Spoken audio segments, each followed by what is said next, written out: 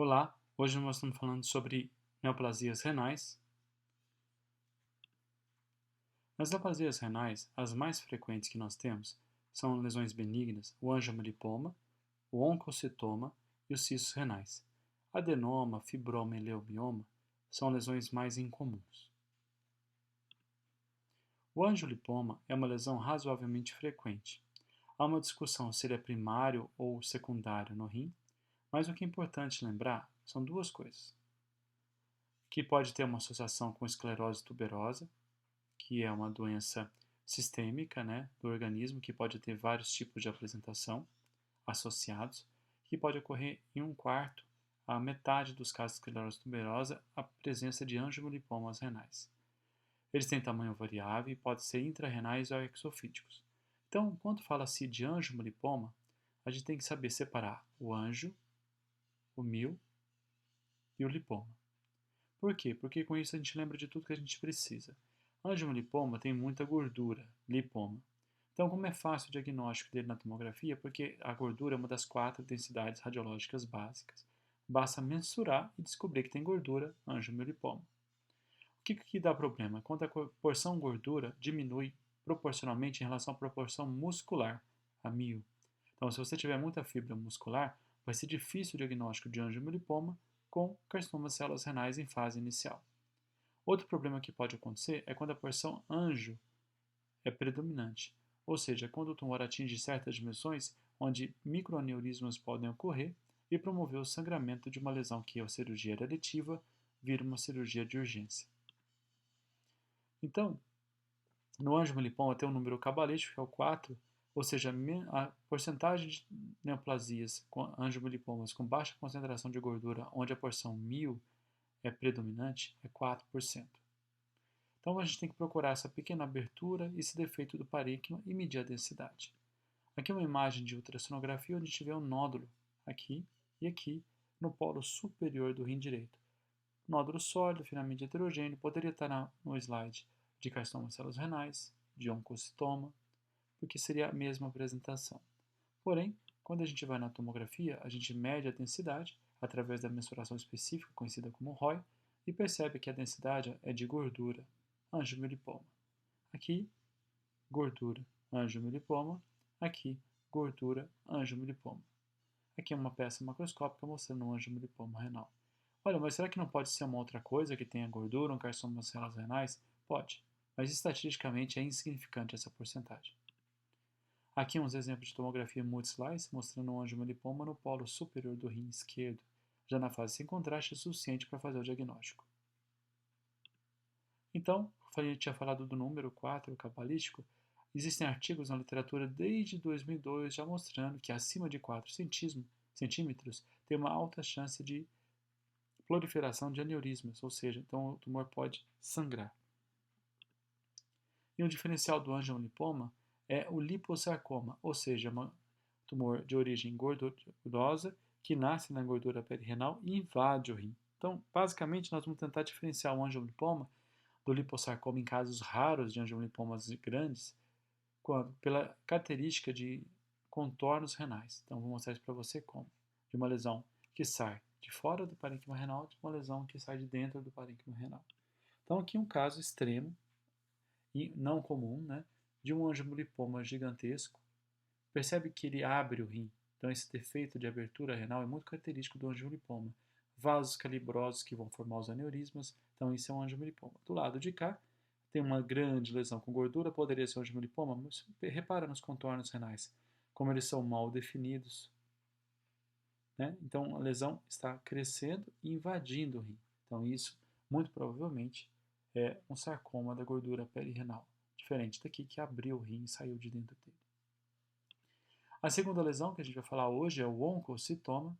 É um tumor incomum, olha lá, 5% dos tumores renais, grande parte das vezes solitário, e são células que estão intercaladas entre os tubos coletores e de difícil diferenciação entre um carcinoma em fase inicial e um oncocitoma.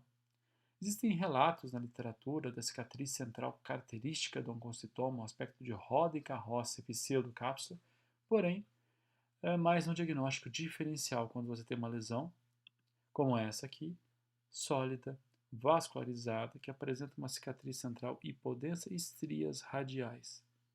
E essa lesão deve ser um carcinoma de células renais, só que 5% das vezes pode ser um oncocitoma.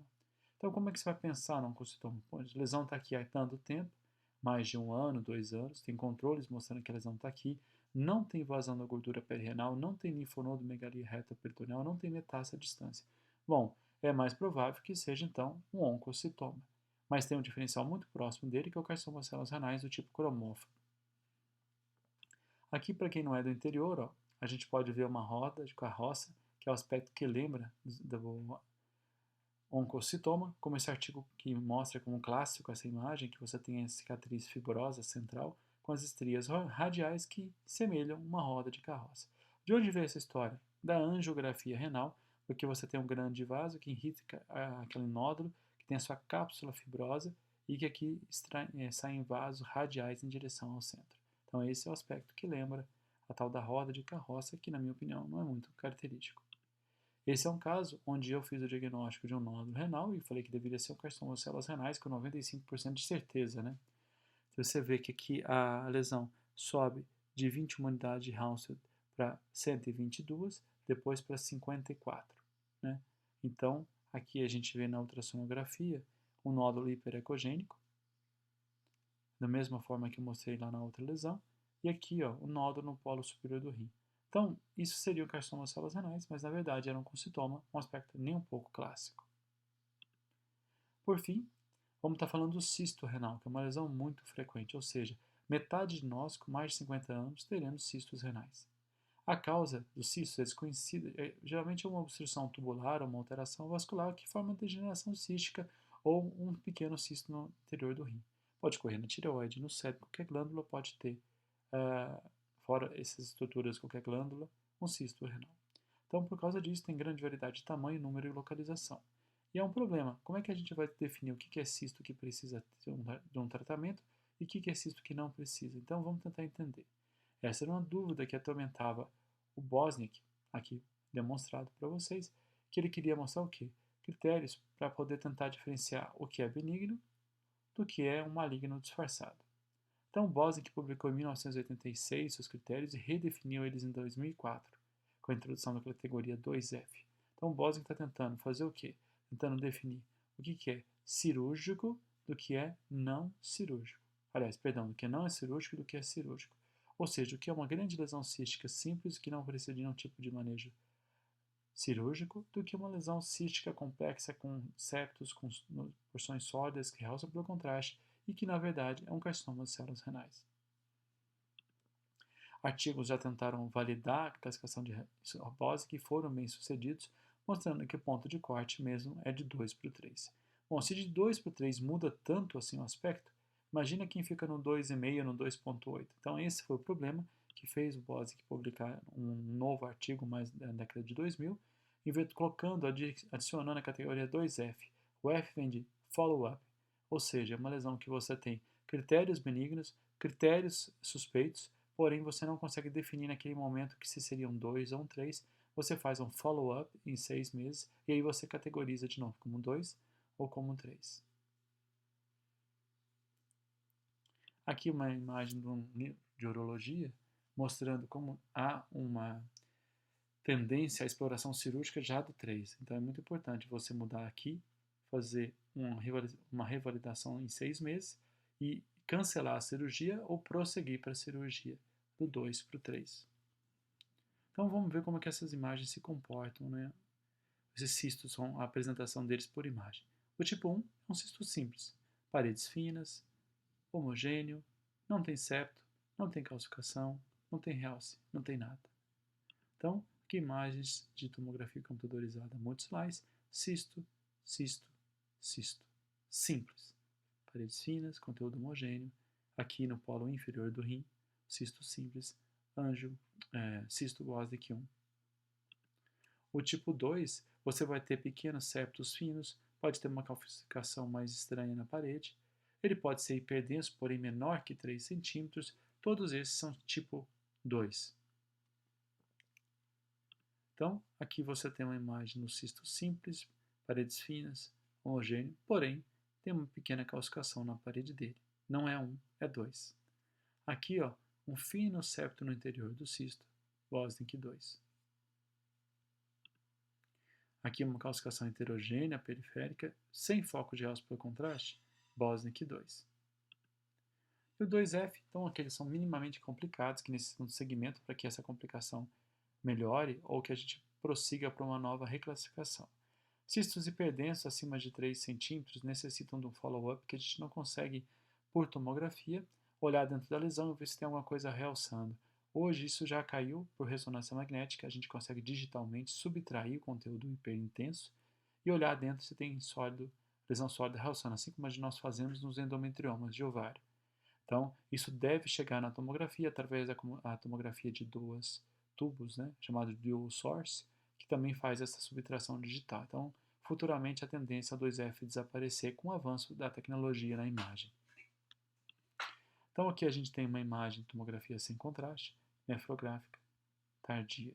Então, vê como o cisto é hiperdenso e a gente não consegue olhar dentro dele para poder quantificar por imagem se houve uma área de real sólido ou não. Faz um follow-up e vê como se evolui. Nesse caso, o caso onde você tem mais cistos hiperdensos, que é a doença renal policística autossômica dominante, então você tem cistos hiperdensos no interior do parênquima renal. Aqui um grande volume renal aumentado, com cistos hiperdensos aqui também. E aqui a fase final da doença renal policística, onde você tem toda a depressão do parênquima renal substituído por cistos. O tipo 3, você não tem... hoje a gente já fala que quando você tem realce da parede, com multislice a gente já consegue detectar realce da parede cística, porém você não tem áreas sólidas, nodulares realçando, septos espessos realçando. Aí isso, quando você não tem isso, é 3. Então fica mais fácil aqui na ressonância, corte coronal, septo espesso, porém sem realce pelo contraste. Septo espesso, sem realce pelo contraste, 3. O 4, você vai ter o quê? Realce nodular. Então, de novo, ó, só lembrando isso, então com o 4 vai ser sempre maligno, exploração cirúrgica. O 3 ele é indeterminado. Então aqui, tomografia sem contraste, aqui embaixo tomografia com contraste.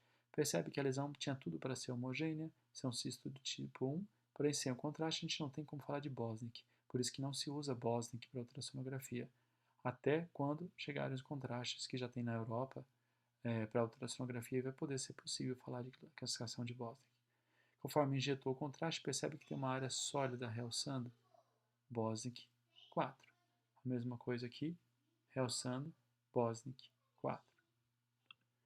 Aqui, um contraste coronal na ressonância magnética. A gente tem uma área sólida, heterogênea, com septos espessos realçando, Bosnick 4. E aqui o exemplo clássico do Bosnick 4, quando a gente tem uma lesão hiperecogênica, aqui no terço médio do rim direito, vista na tomografia, no corte sagital, a gente percebe uma vegetação sólida na parede, sem realce aqui, porém com muito realce aqui, a peça cirúrgica. Então, isso aqui é o que? Era um tumor do rim direito, um carcinoma de células renais, do tipo papilífero, que é o tipo mais frequente. Sobre lesões benignas, era o que eu tinha para apresentar por hoje. Muito obrigado.